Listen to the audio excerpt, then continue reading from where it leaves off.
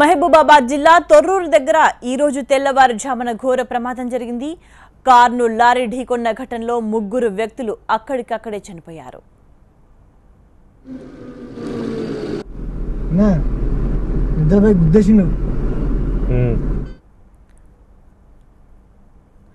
ఈ ప్రమాదానికి సంబంధించి మరింత సమాచారాన్ని మా ప్రతినిధి రమేష్ అందిస్తారు.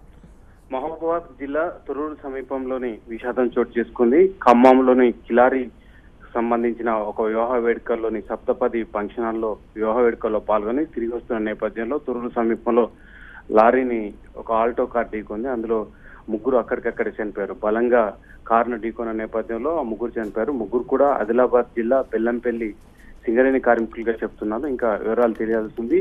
తెల్లవారుజామున ప్రమాదం జరగడంతో పోలీసులు సమాచారం అందించారు. అక్కడ ఉన్న ఆధారాలను మొబైల్ ఫోన్లలో ఉన్న నెంబర్లను ఆసరాగా చేసుకుని అక్కడ బంధువులకు సమాచారం ఇచ్చారు. అతివేగం లేదా నిద్రమత్తులో ఉండడం మూలంగానే ఈ ప్రమాదం జరిగిందని పోలీసులు చెప్తున్నారు. సింగరేణి కార్మికులు ముగ్గురు కూడా సింగరేణి కార్మికులను కూడా పోలీసులు చెప్తున్నారు. Right, thank you Ramesh.